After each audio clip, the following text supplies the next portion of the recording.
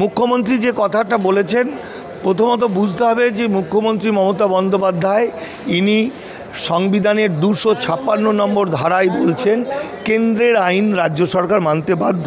এছাড়া ভারতের যুক্তরাষ্ট্রীয় কাঠামোতে এই যে পররাষ্ট্রীয় ব্যাপারটা, এটা হচ্ছে সম্পূর্ণ কেন্দ্রের বিষয়।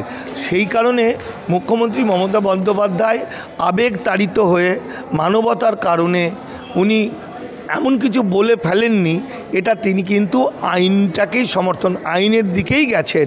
এর আগে জানি যে যখন বাংলাদেশে গণ অভ্যুত্থান হলো 5ই আগস্ট, তখন মমতা বন্দ্যোপাধ্যায় বলে ফেলেছিলেন যে পাশের বাড়ির কেউ যদি খুব বিপদগ্রস্ত হয় আমি তাকে আশ্রয় দেবো। ওটা তিনি মানুষের হয়ে বলেছিলেন, মানবতার কথা বলেছিলেন।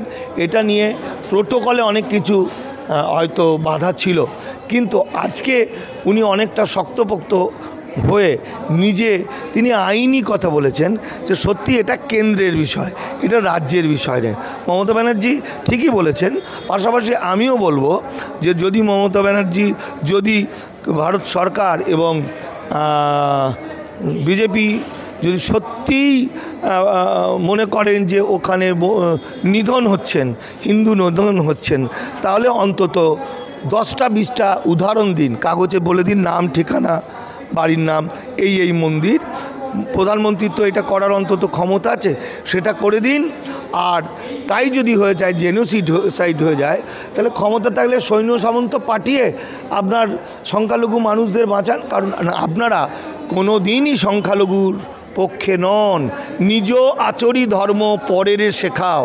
আপনি ভারতবর্ষের সংখ্যালঘু মানুষদের বুলডোজার দিয়ে বাড়িঘর ভেঙে দিচ্ছেন।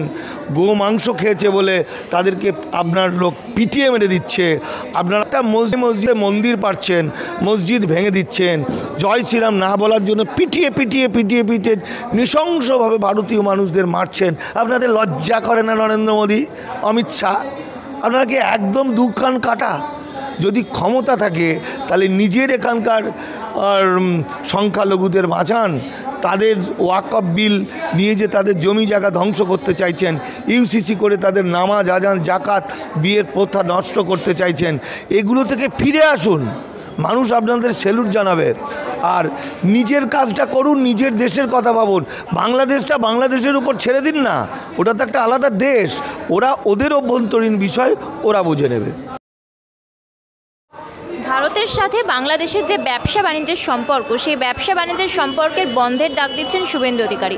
বলছেন চিন্ময় কৃষ্ণ ভক্ত যদি জামিনে ছাড়া না পায় তাহলে আরও 5 দিন ব্যবসা বাণিজ্য বন্ধ রাখবেন তিনি। দেখুন, শুভেন্দু অধিকারী ব্যবসা বাণিজ্য বন্ধ করে দেওয়ার যে হুমকি করেছে, ব্যক্তিগতভাবে শুভেন্দু অধিকারী প্রচুর পয়সার মালিক। শুভেন্দু তো আমার খুব কাছের ছেলে, হ্যাঁ, প্রচুর মানে প্রচুর, টু দি পাওয়ার ইনফিনিটি। এই যে মুখ্যমন্ত্রী একটা ভুল কাজ করে ফেললেন, এই যে আমাদের মন্দারমণির ওখানে প্রকৃতির মানে সমুদ্র সৈকত থেকে 500 মিটার আগে দূরে বিল্ডিং করা যেতে পারে, 500 মিটারের মধ্যে করা যাবে না। সেটা সেই সময় রোজ ভ্যালি থেকে আরম্ভ করে বাম আমলে কয়েকটা করেছিল। তখন আমরা শুভেন্দুকে বলেছিলাম, শুভেন্দু বলেছিল আমরা সরকারে এলে ওগুলো ভেঙে দেবো। কিন্তু শুভেন্দু সরকারে আসার পরে ওটা 140টা মতো হয়ে যায়, মানে টাকা নিয়ে। তাহলে সেই সব টাকা যদি তৃণমূলের কাছে যায়, তাহলে তো শুভেন্দুর কাছে সবটা বেশিটা গেছে, তাই তো? তাহলে শুভেন্দুর কে পানবিড়ির দোকান করেছে, অর্থাৎ বাংলাদেশ থেকে মানুষ আসবে, পানবিড়ির দোকানে পান খাবে, ওষুধের দোকানে ওষুধ কিনবে, হোটেলে ছোট হোটেলে থাকবে, এসবে শুভেন্দু অধিকারীর কী যায় আসে? শুভেন্দু অধিকারী তো রাজা। কিন্তু বাংলাদেশের সঙ্গে ব্যবসা বাণিজ্য বন্ধ করার মধ্য দিয়ে শুধুমাত্র বড় বড় ব্যবসাদারদেরই ক্ষতি হবে তা নয়। বড় বড় ব্যবসাদার তো অনেক টাকা, তাদের 5 দিন 10 দিন 1 মাস বন্ধ হলে কিচ্ছু যায় আসে না।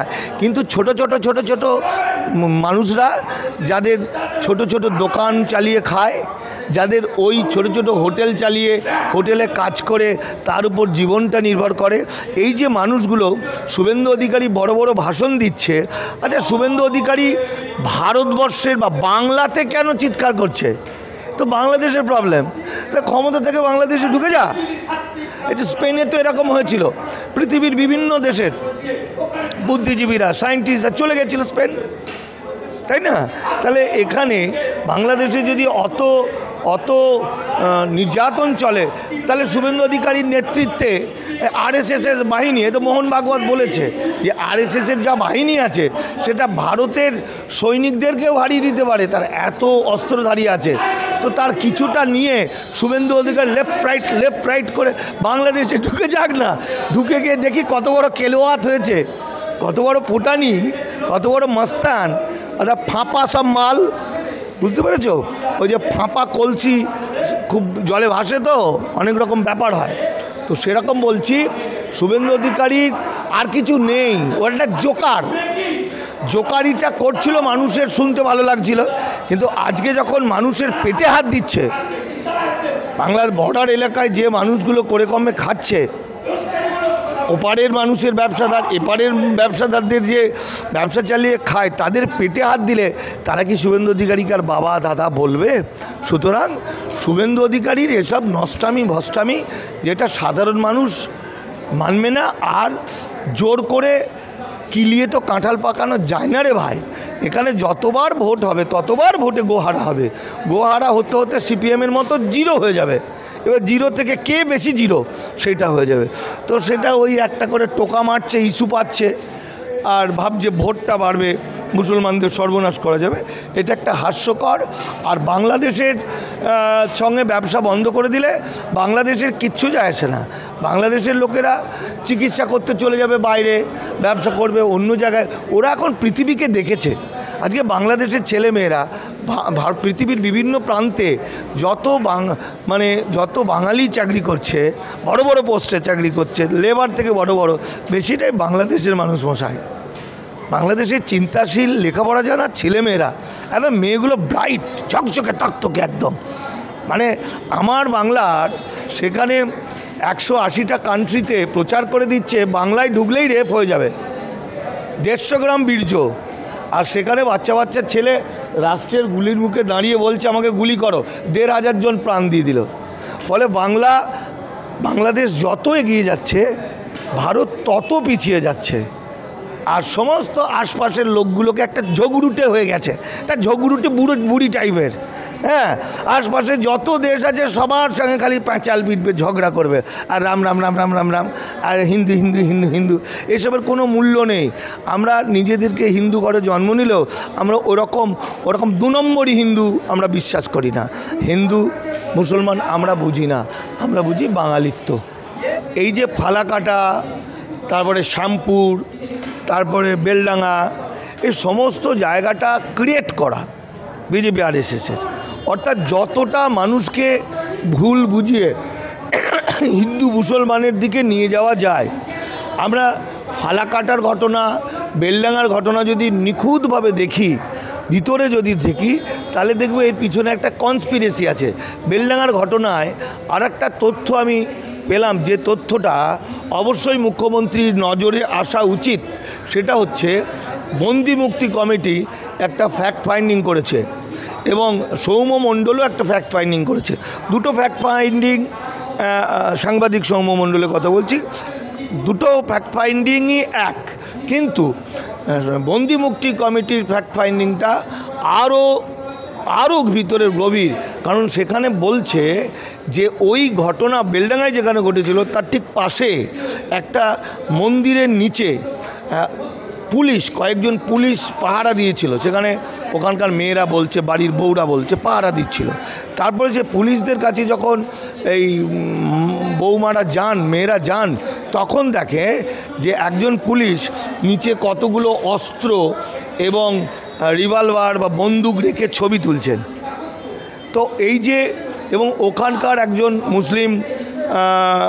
মুসলিম ওসি, সম্ভবত তার বিরুদ্ধে একটা কথা উঠেছিল।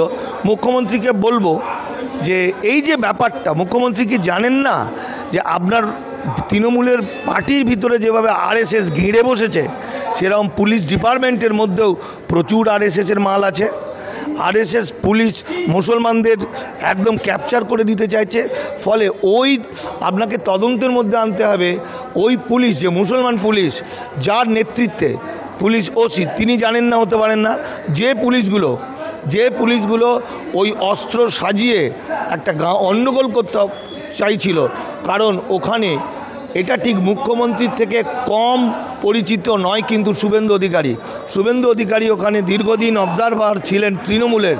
ফলে শুভেন্দু অধিকারী যেমন যোগাযোগ তেমন হাত অনেক লম্বা, এটা কেন্দ্রের হাত। সুতরাং মুখ্যমন্ত্রীর উচিত হচ্ছে এই ফালাকাটা থেকে শুরু করে শ্যামপুর এবং কয়েকদিন আগে ঘটে যাওয়া বেলডাঙ্গার বিষয়টা হালকা করে না দেখে একদম নিখুঁতভাবে গোয়েন্দা, আপনারা যদি গোয়েন্দা কাজ করতে না পারে গণ আন্দোলন থেকে ছেলে মেয়েদের নিন, তারা এটার সত্যটা তুলে আনবে। আপনি দরকার পড়লে বন্দি মুক্তি কমিটির ছোটন দাসকে বলতে পারেন, তাইদুল ইসলামকে বলতে পারেন, ওরা আপনাকে তথ্যটা দিয়ে দেবেন। কিন্তু পানিশমেন্ট ওদের দিতে হবে, কারণ ওরা কিন্তু আর এক মির্জাফর, যে মুসলমান হয়েও মুসলমানরা দাঙ্গা করেছে এটা মিথ্যা প্রচার করার জন্য বিজেপির হাত শক্ত করছে, মানে শুভেন্দু অধিকারীর হাত শক্ত করছে।